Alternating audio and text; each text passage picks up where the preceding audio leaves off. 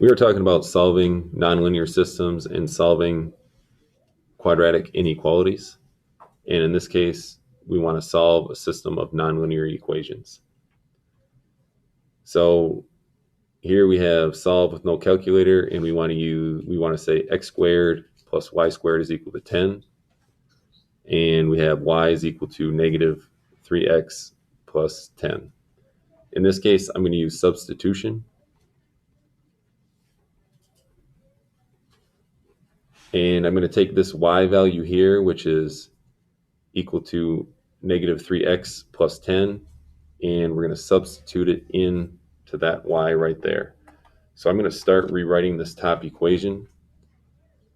So it's going to be x squared plus, and then I'm going to take the y out and replace it with negative 3x plus 10.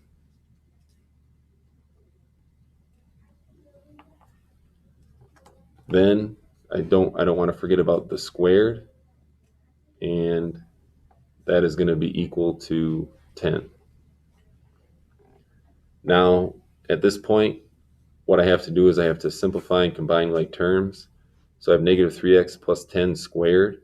So I have to rewrite that as x squared plus negative 3x plus 10, negative 3x plus 10, and that's still equal to 10.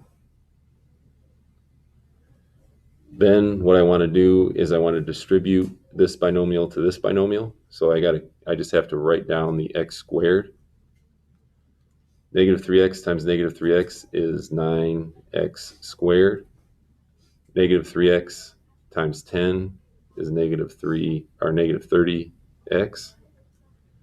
10 times negative 3x is negative 30x. And 10 times 10 is 100. And that's still equal to 10. Then what we can do is we can combine some like terms. So we have two x squared terms. So that's 1x squared plus 9x squared is going to be 10x squared. And then we have negative 30x minus 30x. So that's going to be negative 60x. And then we can bring down the 100, and that's equal to 10. Whenever we have a quadratic equation, we always want one side to be equal to 0. So what I'm going to do is I'm going to subtract 10 from both sides of the equation in order to make sure that we have 0 on one side. So I get 10x squared minus 60x plus 90 is equal to 0. Now we look at this and we're like, they have a lot of things in common. So we definitely can factor out a 10 from all these. So 10x squared divided by 10 is x squared. Negative 60 divided by 10 is negative 6x. And 90 divided by 10 is plus 9. And that's still equal to 0.